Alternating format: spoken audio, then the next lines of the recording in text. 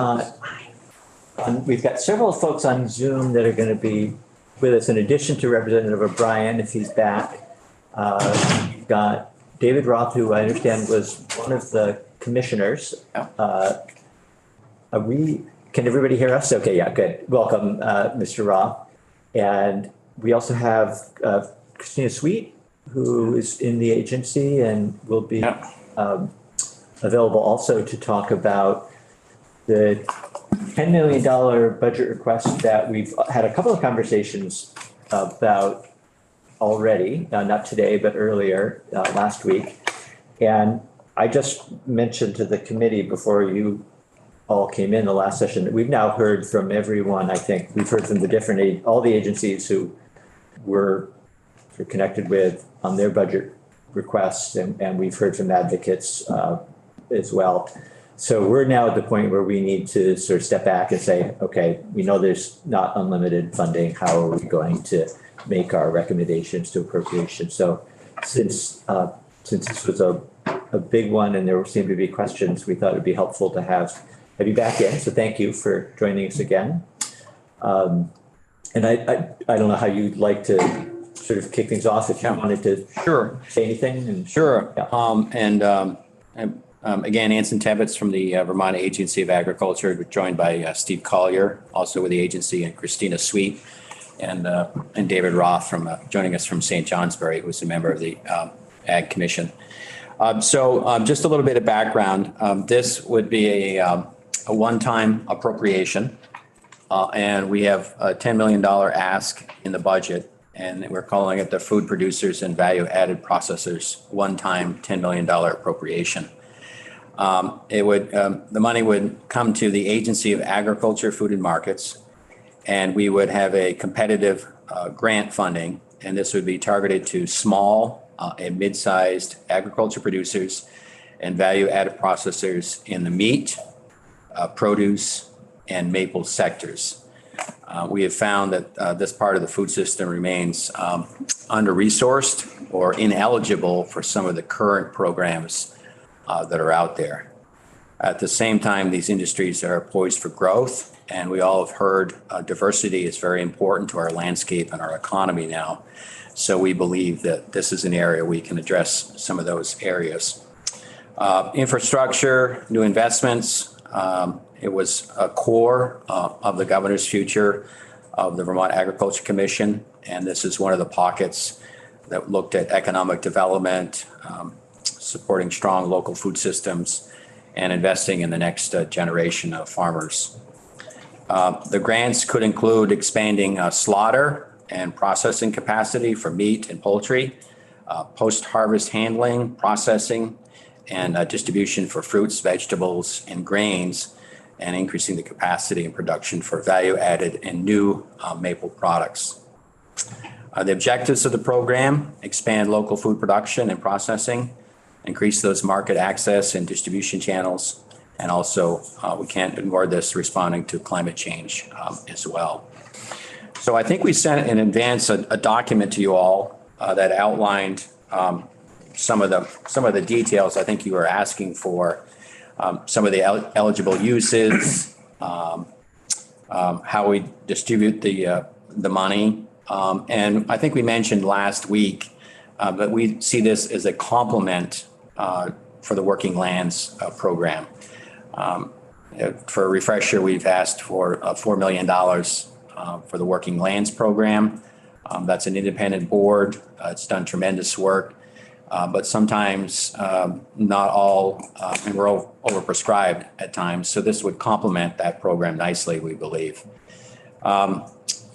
Eligible uses: equipment and capital infrastructure, agritourism efforts, improved employee quality of life, livestock handling equipment, meat processing, storage capacity, energy efficiency, on-site storage. We could talk about land improvement, irrigation, extreme weather, permitting, engineering, and project design, year-round production or processing expansion. On-site and farm worker accommodations, support new construction, renovation, and safety improvements as well. And market development, marketing assistance, product development, packaging innovation, wholesale capacity expansion. And I think it's important that we're not focusing in this particular pocket of money on business planning, technical assistance, supply chain development, or general food manufacturing expansion. We are talking about, real concrete items on the ground for expanding and dealing with infrastructure as opposed to business planning, which we do have covered under farm viability. So I think that's important that we think about that. Rough estimate, maybe 40 to 60 awards we could do in this area. We do need a little bit of support to get the money out the door and review the grants. So the agency is asking for a $125,000 for existing temporary or existed limited service employees. And we think $125,000 would cover this for the $10 million. So that's kind of, where we're at. And I don't know if David would like to offer anything if it's appropriate, Mr. Chairman, if that's okay, if David would like to add any details, please. Hey, thank you. It's good to be here again with you. Again, I certainly look forward to being with you in person at some point. Thank you, Secretary Tebbetts, to just simply buttress the comments you made and to elaborate on comments I made previously, specifically toward two items. One is the next generation of farmers, of agricultural entrepreneurs here in the state of Vermont. I am quite concerned that specifically barriers to entry into these enterprises are quite significant. Again, I speak most directly with experience in the maple industry.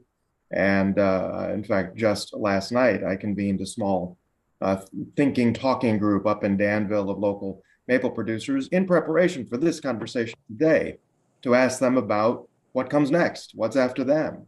And it was a very difficult conversation because there's not clarity on what comes next. Many of them said that their children, they very much hope will go into this enterprise, but if not, both the costs and this is the second point, the potential for climate change to the industry makes the future unclear. And that is something I think this particular ask addresses on multiple levels. And as I think Secretary Curley said very eloquently last week, and Secretary Tebbetts also, if we're going to be creating the agricultural economy of the future, and again, encouraging agricultural entrepreneurs from inside the state and outside to come here, we have to reduce or in some ways help support those barriers to entry, help break them down, and at the same time prepare for a future vis-a-vis climate and other exigencies that is quite concerning. So I'm happy to answer any questions either about the commission process or specifically relative to maple, but I'm glad to be here. And again, thank you. Great, thank you for those comments. Let me turn to the committee and remembering that we have, I think we have at least one committee member on Zoom. If somebody sees a hand pop up there and I don't see it, call my attention to it, please. But anybody here in the room, in the physical room? Yes, Representative Supernath. Hi, thank you for that. So it says that this is designed to fund one-time larger scale projects that other programs, state or federal, don't address. But then a little further down, it says we will consider allocating some funding for smaller awards for businesses that do not have larger funding needs. Could you elaborate a little bit more on what you're envisioning to be a larger scale project? And could we also state that considering allocating funds to smaller projects perhaps needs to be, we will allocate funding to small projects because not all farm needs require larger infrastructure investments, and we wouldn't want them to be ineligible with this amount of funding being dedicated to the agency. Yeah, and I think, we do want to be flexible with this. Maybe I can go back to an example I witnessed yesterday. We went to a small meat processor, poultry operation in Isle of Mont. Happy bird. Happy bird. Happy bird. And they're happy birds till about 7 weeks. But having said that, wonderful operation. And I would consider it small but growing. And we, USDA made a investment of about $200,000 into that facility a couple of years ago. But it was impressive how far that $200,000 went for this small operation. They expanded their freezer capacity. They expanded their barn. They were able to purchase some equipment, more humane handling, better efficiency, because like all operations, whether they're small, medium, or large, all are facing labor issues. So this particular operation is a family operation, but they need, as they grow, they may need to put on another employee. And it's really a challenge to find that one employee to do that. So I think we would welcome any suggestion on that. But we also want to keep in mind, we want to make a significant investment that makes a real difference on an operation as well. Because we found that with the working lands. Sometimes, we've had limited funding, and at times we've tried to divide it up and it became smaller awards. And I think some of the feedback we got from the applications was that really wasn't enough to meet their needs. So we've tried to do some bigger allocations to make a broader approach to that. But I think we are welcome to any suggestion that covers all, because our philosophy is we want to support all sizes, shapes, practices that we can in agriculture. And we understand that maybe a $10,000 investment really is a big deal for a small operation. And we also want to make sure that we're making enough for maybe a medium size, that maybe we want to make a $100,000 investment there, which would make a big difference as well. I don't know is Christina Sweet with us? I can't see that. Christina is our Deputy Director of Ag Development, and she talks with a lot of the producer groups and farmers on the ground. And I don't know if Christina, if you have anything to add to that. Yeah, thank you so much, Secretary Tebbetts. And for the record, my name is Christina Sweet, and I'm the Agricultural Development Division Assistant Director at the Vermont Agency of Agriculture, Food and Market. So thank you again for the opportunity to speak today. And about the potential for smaller awards, one possibility where we could make really strategic investments in maybe smaller operations or operations that needed a smaller grant to make a big difference would be to actually award those grants to producer associations like the Vermont Maple Sugar Makers Associations. And that would allow those associations to help their member farms and their member businesses utilize those funds. And just to follow up on that, I'm curious about if you've considered a breakdown in funding. So how much money would go to medium farm operations versus how much would go to small farm operations? Because likely that the medium farm operations, they're going to be the ones who have those larger infrastructure needs and costs. It's going to be a significant amount more money than those smaller farm operations. So that seems like already you're setting yourself up for a slight disparity in who's receiving that funding. And I'm just curious about how you intend to grapple with that internally. I think we had discussed making sure we allocate to each sector amount. So, maple would get a certain amount, meat would get a certain amount, and produce would get a certain amount. And then you would break it down from then on the awards. I think I've got that right, Christina, right? I think that's what we discussed of how we would break that, how we'd break it down. And from those sectors, I guess we'd have to do an evaluation of how many awards we were going to get for that sector, what the size, and they may be different for meat as they would maybe for produce, because I know that the equipment in meat, it can go pretty quickly in the expenses for, some of that equipment is can run into the thousands of dollars, and it may not be the same case if you need, say, washer bins for produce. So. Yeah, I would agree that we had the idea to break it up based on sector, but not necessarily to say that we're going to allocate a certain amount to small farms and a certain amount to mid-sized farms. So I think many of those decisions would come up during review of applications. Oh, thank you. Representative Graham and then Representative Templeman and Rice. So would it be possible to apply for a grant that would cover more than one area? I mean, we raise beef and we raise and we sugar, and both businesses could use some help, like, increase in storage, freezers, building to do value added stuff. And both the beef and the sugar and maple sugar could benefit from the same project. Can that be a combined project?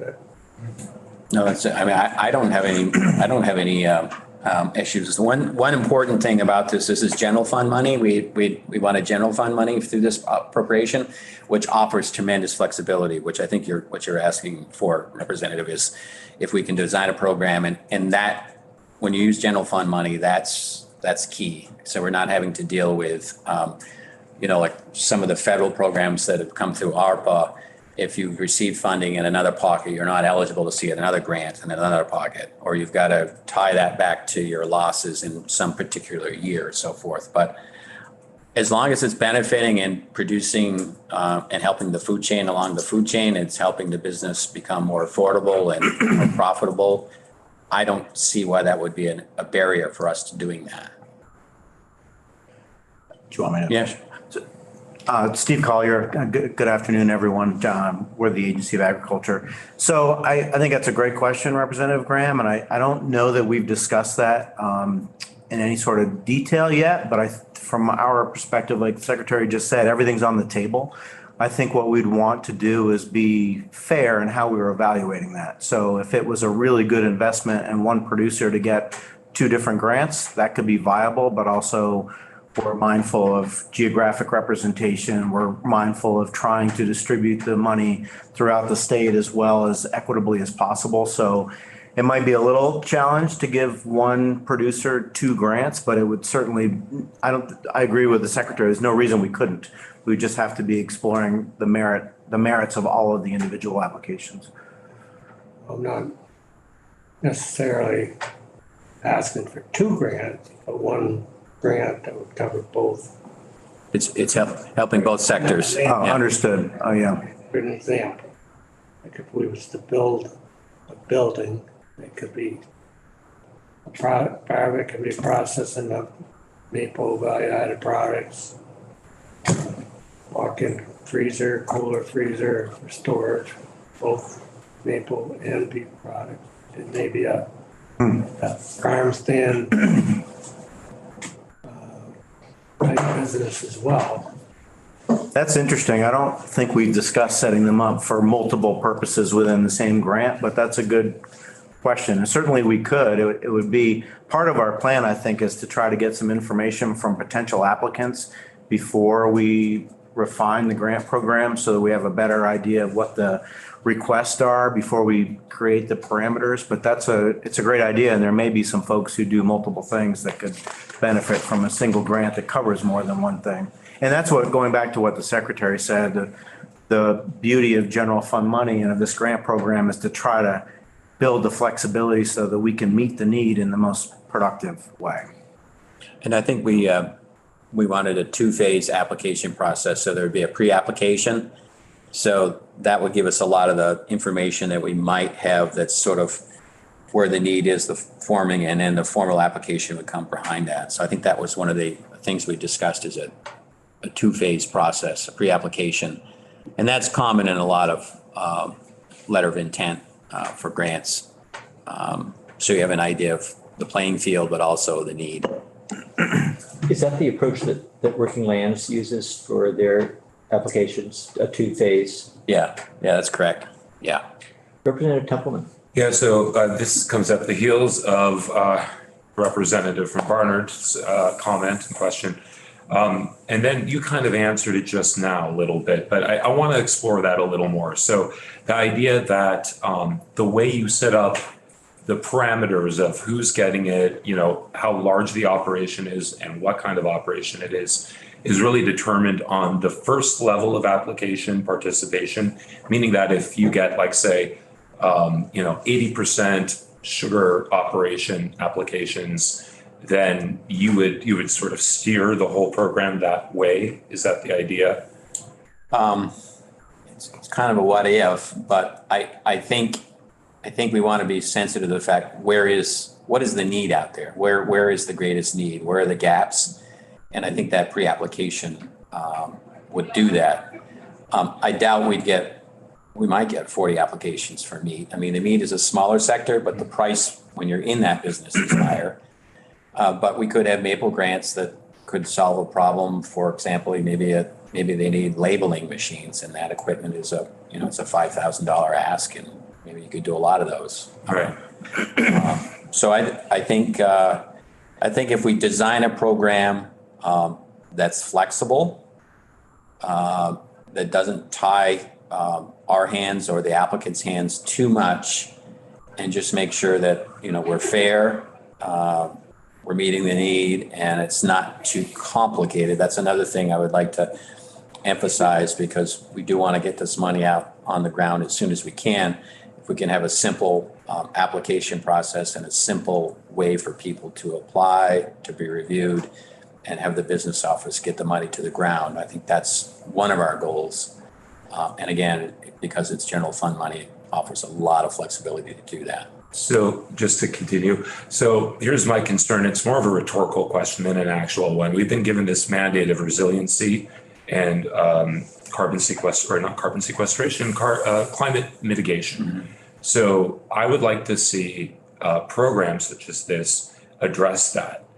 That it's really hard to support such a program when it's being flexible with the demands of a marketplace, not the mandates we've been presented. So that's the rhetorical question. You can explore it a little bit, but I mean, I don't really. Yeah, and I think if we look at that, if we talk about resiliency, you take produce, for example. I mean, they're either facing a drought or they're facing 2 inches of rain overnight every 2 weeks. So what is the maybe the infrastructure that tries to mitigate some of that? Carbon in the soil. Yeah. A higher organic and a better quality of soil. So maybe there's ways that we can address that in the developing of the grant.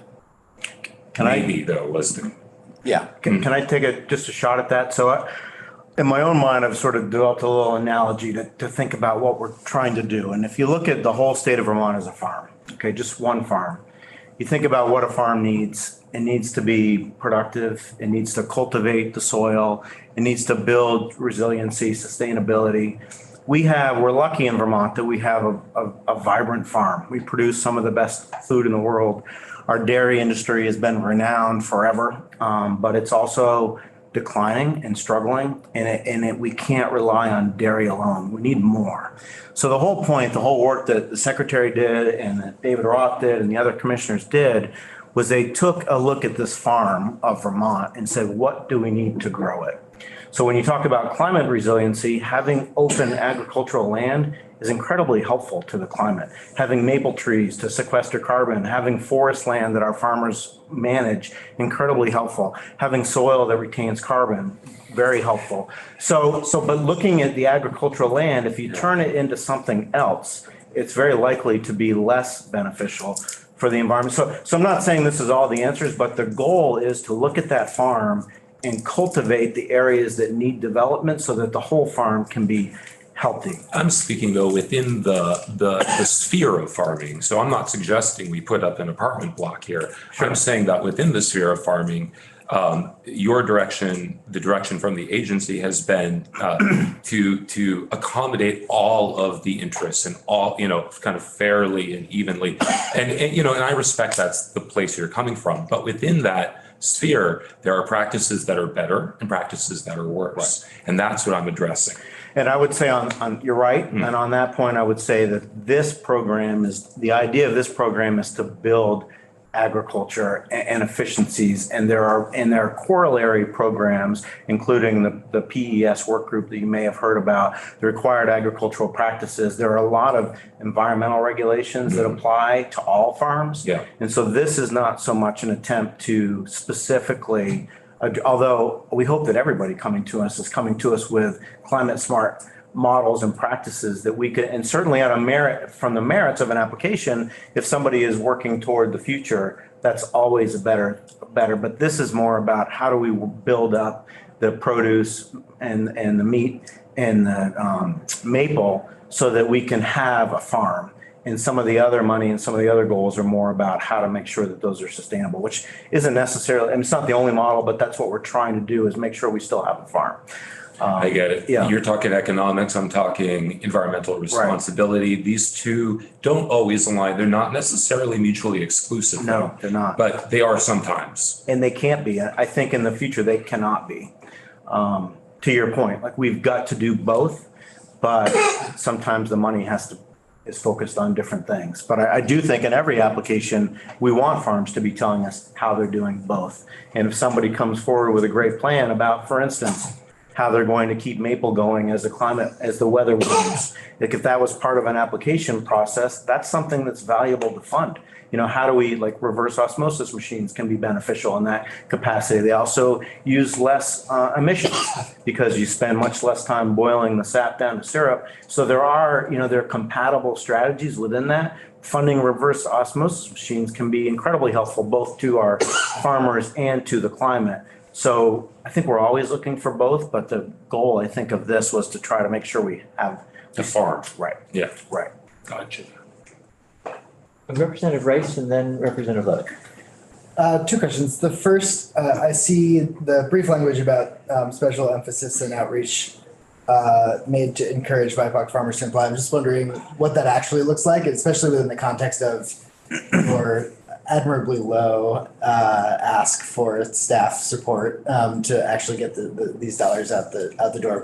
What does that outreach look like, and how are you ensuring that marginalized farmers are targeted for? Well, one aspect is we could cover that and get some information within the pre-application. So that's one way to, get that information.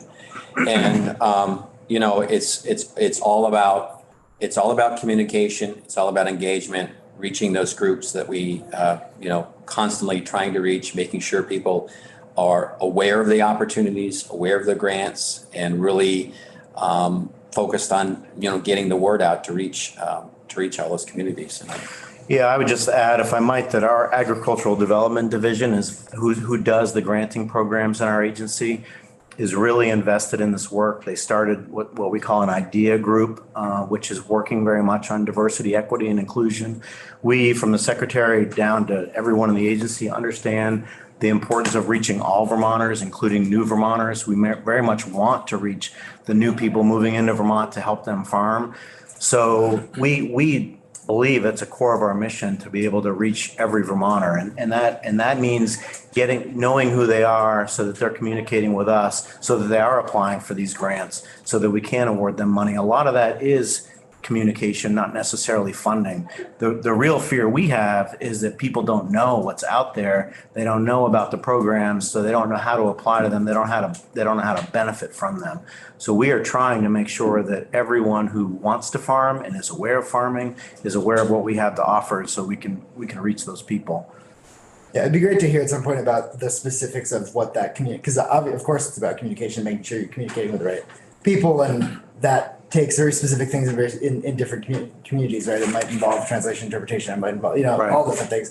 And so to understand the specifics of how that's happening and where you might need more support to make it happen in a more robust way would be important. And also if there's any, and maybe it's young still, but if you're keeping data on how well it's working, how well that outreach is actually translating into funding, getting into places where it maybe wasn't before, would be. I can respond to a little bit of that, and then maybe I'm going to just ask Christina if she has more to offer, because she may. We have started recently in some of our programs collecting data about individuals' personal characteristics. We're not using that data to make decisions because that can very quickly run afoul of the Constitution. But we are gathering that information so that we can know who we are reaching and how well we're doing. And we think that's important to do that. We're not making it part of the decision making, but making it part of our outreach to find out who we're reaching. And Christina, would you like to add anything on this front, or? Yeah, thank you, Steve. I will just add that we have really been making an effort over the past several years through this work that we're doing with what we call the IDEA Group to really build relationships with organizations that are founded by members of BIPOC communities and work with BIPOC communities around the state. So for example, the Vermont Relief Association, and those are some of the organizations that we reach out to when we have funding opportunities to make sure that they can get the word out to their networks. So for example, we have a USDA local food purchase assistance cooperative agreement, and we recently were able to award, I'm just looking at the press release right here, it looks like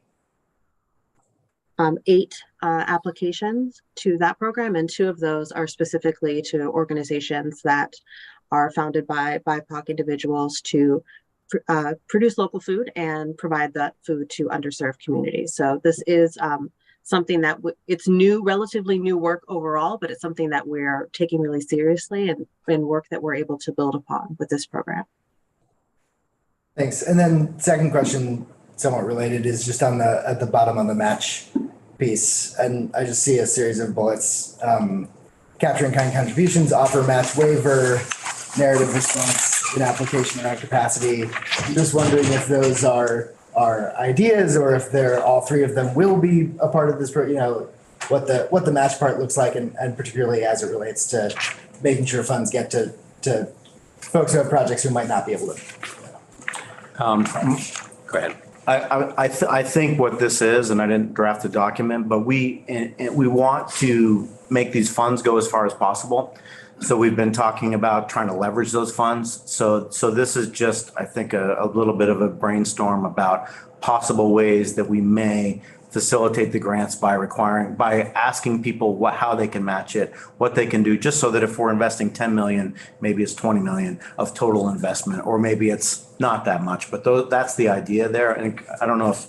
Yeah, I think some of our, when you talk about matching and in-kind contributions, sometimes in our infrastructure grants that we give to improve the environment, to best management practices, say we're building something, a structure, and a farmer has equipment and they have the labor. Sometimes they can use that as an in-kind contribution that makes the dollars go farther, instead of going out and maybe hiring someone to run the backhoe or the piece of machinery. So they can count that as an in-kind contribution. So it makes it, and I think it's always important sometime to have a little bit of vested interest in maybe that is some dollars, maybe that is some labor, some of that invested in a project, because I think it helps move the project along as well. And it's not a straight line grant. There might be some dollars from the private individual involved. That hasn't been determined though? No, I would say this is clearly a draft and some ideas that are down, and as we build a program, I think that would come to a head. We'd figure that out in concrete steps. And I will just add that those are the options that we use for most of our working lands funding opportunities, where folks can provide a combination of cash and in-kind. We also really work closely with applicants to make sure that they understand all of the variety of things that could be counted toward in-kind donation, or even in some cases their labor on the farm can count towards that cash match, and also allow them to request a match waiver in a narrative format. Representative Levitt? Everything he just asked is what I was going to ask you. But I do have a sort of more of a statement. The farmers I've talked to in my community have said, if I could afford the match, I wouldn't need the grant. So the match is a real inhibitor for especially small scale. I'm talking to a lot of vegetable farmers, for them to even apply for a grant, because it's like, if I could get 10 grand to get a $25,000 grant or a $30,000 grant, I wouldn't need the grant. So having, and I'm talking about like single, like family CSAs that have 30 acres or under, they don't have a ton more that they can offer. They don't have the cash. And so having a match requirement means they're not applying. And I just wonder how you're going to address that. I mean, you sort of answered that question, but I'm just putting it out there that matches are actually, for especially small farms, incredibly difficult. Well, I think that's a great point. And please keep in mind, though, that this program is really to develop infrastructure for the future. So in working lands, where we're also asking for $4 million, which is traditionally was funded at about $594,000. And last year was bumped up to $1 million for an appropriation, and we're trying to get $4 million. So that is more designed for some of the smaller scale programs I think that you're thinking about, where here we're really trying to make a difference, not just today, but tomorrow. And so that's why the idea of the grants is more in the $100,000 to $500,000 range. And we haven't committed to any sort of match for those yet, but we are thinking investments that will make a difference, not just for that farm, but for their communities, for the rural economy. So we're thinking with this particular request to really make a long-standing, sustainable change and beneficial change. So we're not, the $10,000 one, I think is more something that we want to do through working lands. Not that we don't want to help everyone, because we do, but we need, like, it's going back to that farm, like we need a farm that's sustainable. You know, we're losing farms and we're losing land. And the commission, I think, looked at this and say, how do we stop that trend? You know, if you're losing 20% of your farmland in 20 years and you're losing, 90% of your dairy farms, which is your biggest agricultural entity in 40 or 50 years, how do you stop? How do you get the train to keep going down the tracks? Right. And so I think that's the idea, but we're open to all suggestions. If I could take a moment to introduce Ellen Kaler's with us, and Ellen was on the Governor's Commission as well and helped draft the document, and much of the work she'd done ahead of time with the agency on the 10-year blueprint as part of that. So I just wanted to make sure that you may be here for something else, but. No, I was here to support you. Okay. I just wanted to make sure that Ellen is here as well. We recognized her, but thank you for the acknowledgement. Representative Supranat has a question. Thank you. I'm having a slight pause or agita, as our former chair would say, around the notion of, are you arguing or stating that a farm's viability or sustainability is indicative of their ability to put up a matching grant or some kind of in-kind funding? Okay. No. And as it is, the state is not required to put a matching grant proposal in there. You don't have to do this. No, we're trying to think about different ways to make this money go as far as possible. And so that's one possibility. It's not the only possibility by any stretch.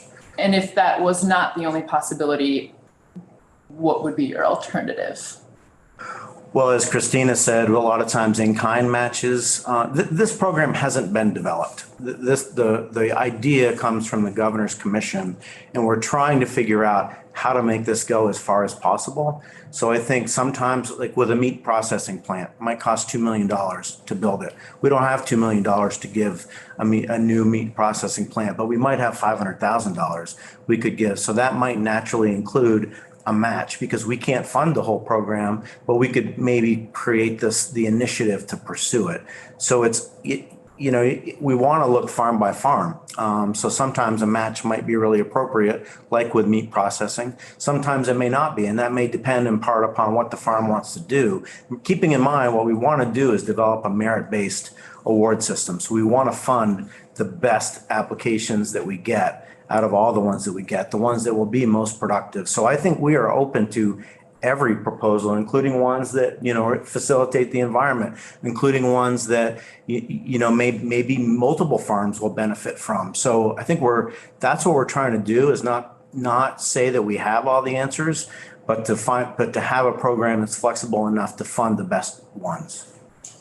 And on that same note of the matching grant requirement, and I'm sorry if I'm belaboring this, but I think that is a sincere barrier for farmers. Yeah. It's a sincere barrier, and should be considered that if you are considering putting in that as a way to stretch that funding as far as possible, then perhaps you consider it only with those grants that are above 200,000 or 300,000 that are massive, because that then would prevent those smaller operations from being beholden to the same financial burdens that perhaps a medium farm operation could withstand easier. And I would highly suggest that be considered as something that is an equity issue for finances. Yeah, Representative Lipsky. Yeah, I'm a self-confessed not expert in agriculture. But I have been listening intensely and I'm scrolling up and down, and under match, there's 3 bullets relevant to Representative Levitt and Representative Cooper. What's the middle bullet is offer match waiver. So to me, my understanding of the language, there is an option to waive the match. Is that correct? Yes, That's one of the options. yeah. And I've heard the message loud and clear that if we develop a program, that it would be best not to have a match. I've heard that. So that's good feedback. That's an option. Yeah. I think it's something that sounds like should be considered anyway. I wanted to ask, and I'm not sure, I've been looking to see if I read it or maybe just heard you say it either today or last week, somebody say it, that part of the intent here is to expand eligibility to producers, farms who wouldn't qualify for working lands grants. And I'm just curious to know an example of who that might be, who isn't currently being served under that program, who would be potentially eligible here. And if leaving aside, I guess, maybe it's only about size of the grants, but if that's the answer, great. If there's more to it. Christine, do you have some thoughts on that? Yeah, I'm happy to address that. I think that, very many of the types of farms or producers that we would support through this program could be eligible for working lands grants, but we still believe that these industries overall have been underserved by the working lands program. And I can give some examples from the produce industry where Working Lands is a fantastic program, and we love all of the investments that they make in the Vermont agriculture and food systems. But for some types of really just basic infrastructure needs that we see on a lot of produce farms that are operating their wash, pack, and storage areas out of old dairy barns, and that really need significant investments in ways that may not be described or characterized as innovative, which is one of the things that Working Lands reviewers are often looking at. They are just not really that competitive within the Working Lands grant system. So that's an example of an area where, also for the maple industry, something like a reverse osmosis machine, that in and of itself might not really be competitive for a Working Lands grant, but it's a need that we see around the maple industry. And wouldn't qualify for a Working Lands grant because it's not innovative? Is that capture? They would be eligible to apply, but for those types of really core infrastructure projects in the maple and produce industries, those are the industries that I'm most familiar with, they tend to be less competitive than other projects. I know we have a member of the Working Lands team here, so did you want to say something? If you permit me to, I'd be happy to. Yes, So for the record, Ellen Kaler, Vermont Sustainable Jobs Fund. I serve on both the board of the Working Lands Enterprise Fund as also as Secretary Tebbett said on the Commission for the Future of Agriculture, where we talked about this $10 million. So one of the issues is that if a produce farm, for instance, as Christina was mentioning, is needing more infrastructure, more equipment, but they're just producing vegetables and selling vegetables from their own farm, then if they apply to Working Lands, they're going to max out at $25,000 per request, typically, because it would be for a solo business. Whereas infrastructure grants, the larger ones that Working Lands do, you've got to show supply chain impact. You've got to be able to show that you're working with multiple other farms or other processors or other retailers in order to qualify really to go after the larger funds. And as Christina said, it is a competitive, we always, as you know, we are always oversubscribed. There's lots of great projects that we would love to be able to fund for small vegetable producers, for instance. But one, they might need a lot more than they qualify for, given how the structure of those programs. And then also it's just how much do we have available in a given year? Whereas this kind of a $10 million pool for larger infrastructure will be very beneficial for those larger projects. It also takes pressure off the Working Lands Enterprise Fund for those smaller projects, right? Because theoretically, if we have $10 million coming forward and through this new program for vegetable, meat and maple, it means that the Working Lands Enterprise Fund could take a year kind of off almost. I mean, the board has to decide this, but it's like we wouldn't have to think about funding those areas as much, which means that then more funds could be available for the smaller producers, right? Out of Working Lands, because that's what those funds they could qualify for those funds. Did I explain that well enough that makes sense?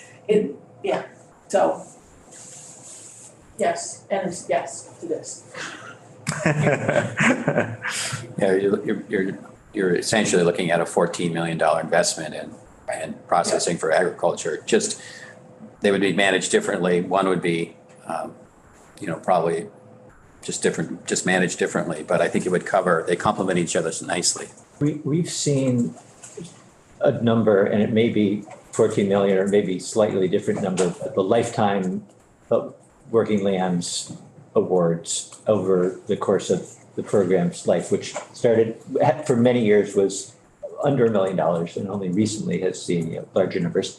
And I don't remember the number off the top of my head, but it's been on a couple of different slides. And it occurs to me that now we're talking about these two programs adding up to $14 million. And there's so much infrastructure in place for handling those grants through Working Lands. There's people who do nothing all day long but work on that program.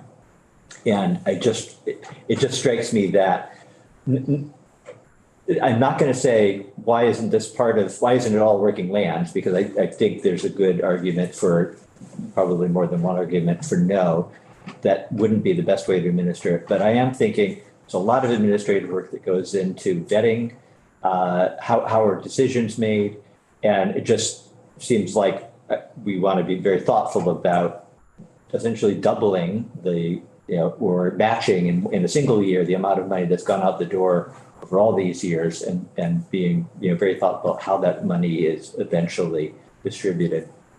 But that's an observation. I did just want to ask a question too, and maybe I'll have another observation that I'll toss in, but so I'm thinking about the meat processing, which we've heard a lot about, the need for that, and how having somebody who could handle the slaughtering and the butchering would help not just that business, so you'd have a business that would grow, but it would have an obvious benefit to other Vermonters. And I think I can see the same thing in the case of of produce. Not so clear on the maple, to me anyway. I'm going to focus on maple for a minute because I'm also now hearing, a good example of a grant from this program for maple would be the reverse osmosis, which is, we were talking earlier, the price point there, I don't think is over $100,000. Maybe it is in some cases, but it sounds like that's a smaller amount of money, perhaps. Maybe well used, but is it really serving the same function that a meat processing facility would, in terms of, this is going to have broad, widespread, benefit beyond just, okay, well, here's somebody who's going to be able to sell more maple syrup, and that's great, but that's just that one producer. And then I'll just finally add, and correct me if I'm wrong, but did the original commission's report include maple in this recommendation, or do I remember that it was actually just meat and produce? So there's the question after those observations. This came from the second report. This overall request came, I think it was pocket number 4. I know we discussed maple in the first one. I just don't know off the top of my head, what the ask was, or the investment that we wanted to make in that. We can certainly get that for you. And I would just add that this is a once in a lifetime opportunity. This is the chance. This is Ag's turn, I like to say. I've been around the building, in and out of this building for a very long time. Agriculture has never seen this amount of investment that's been put in a budget like this. And I think it's an opportunity that we can really have a change that would be a lasting change that would make an impact in some areas that need some love and some support. And working with all of you and other members of the building, we can design a program that I think would be fair and would make a tremendous difference in our food system. So, I'm delighted that I'm actually here to present this to you because it's something we've been wanting to do for a long time. The timing has not been right, but now I think is the time that it's Ag's turn, and I hope we can come together with some sort of proposal for you. May I add something on the maple? I think with maple, and David Roth may want to add something on this too, but maple, we're the biggest producer in the United States by far. I think we produce over 50% of the maple crop. It's incredibly important to Vermont. It's a short season. It's also a lot of farmers do it who do other things as well. So it's kind of a way to keep agriculture sustainable while promoting, we're renowned for maple. Vermont and maple go hand in hand. So part of the impetus, I think, for maple is to try to develop new ways to promote maple and to sell it. I mean, there's been studies done, and Ellen, I'm sure, would know more about it, about how underutilized maple is as a product. It's incredibly diverse. There are so many different ways to use it as a sugar substitute and for other value-added products. So I think the idea is to take an industry we have that's really vibrant and to boost it to the next step. So I think that's kind of the idea behind the infrastructure with maple, and David may have some better thoughts on that as well. Thank you. I would love to add both. I think this question that was just posed is really important one. It actually dovetails with an earlier question relative to a potential or perceived juxtaposition relative to market presence, commercial pressures, and resiliency.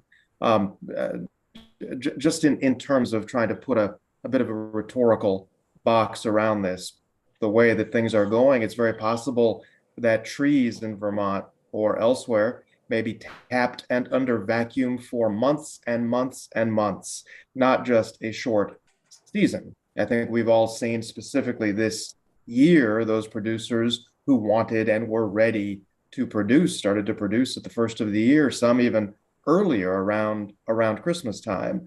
So the resiliency is not only relative to the resiliency of an industry. There are lots of questions about the resiliency of land and of trees. The UVM, there was just a fascinating article in Maple News. Do we really know how much a tree can give before you're damaging the tree or not damaging the tree?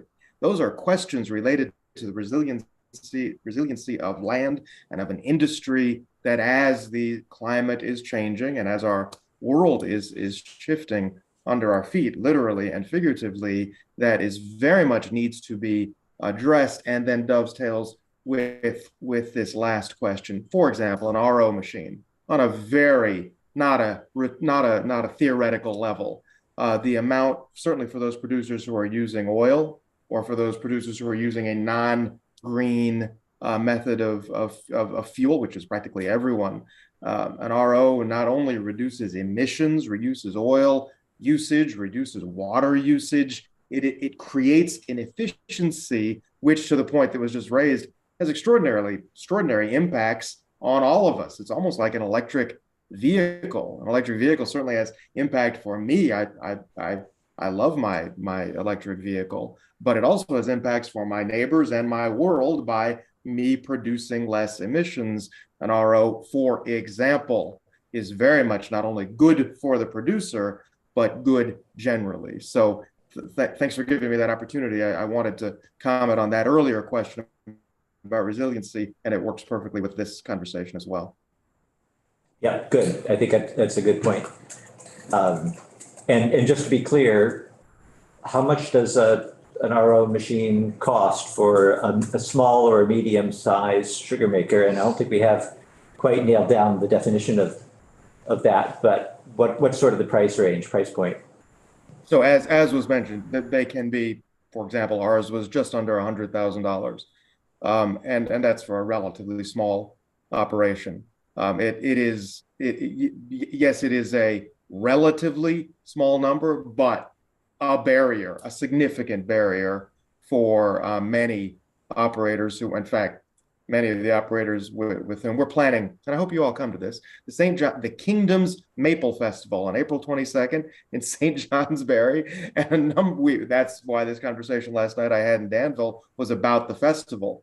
And many of them have decided, the smaller producers, they want to use their RO, but two of the producers, they had to invest in some new equipment and decided not to, simply because the price was so very high. So it depends obviously on on the number of taps, the amount of production, but the comment by the representative earlier around the $100,000 mark is not off base. Thank you. Any other questions or observations? One more, Representative. Just a comment.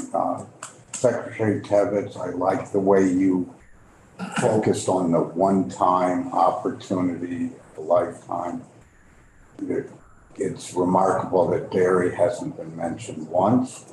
This is about produce, this is about meat, and this is about maple.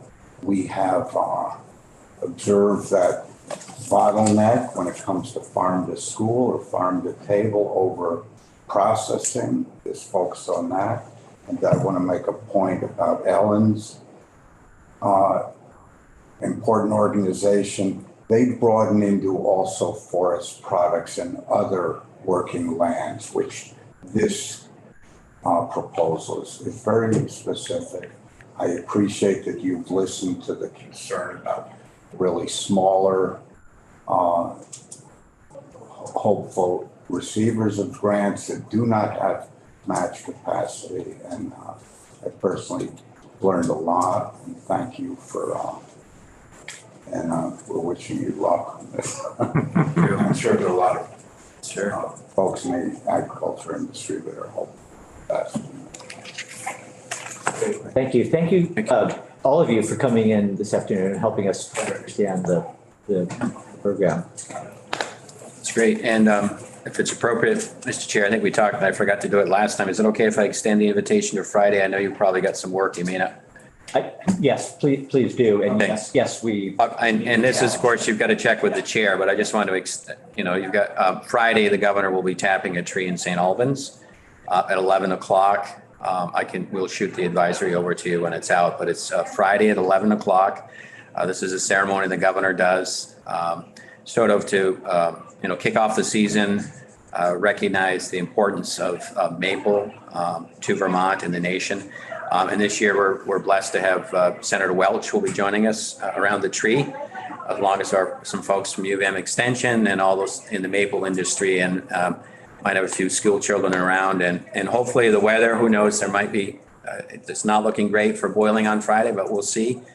Some have already boiled, but wanted to extend that offer to you if you'd like to spend a little time at the Sugar House at the Connor Maple in St. Albans town. So we'd love to have you. And if not, we can think of another opportunity to get you into Sugar House. There's Maple House weekend, open house weekends coming up at the end of March. And also I think there's one in April as well, at the beginning of April, but just wanted to extend that if it's okay if the chair lets you out of your duties. Yeah, I think it actually may be the speaker, because we'll probably be on the floor.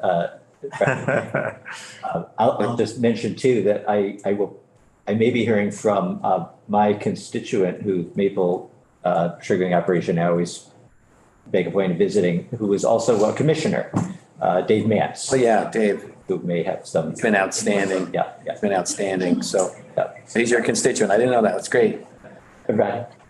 So as the climate changes and the sugaring season's changing, you should advise the governor to kick off the season a little earlier.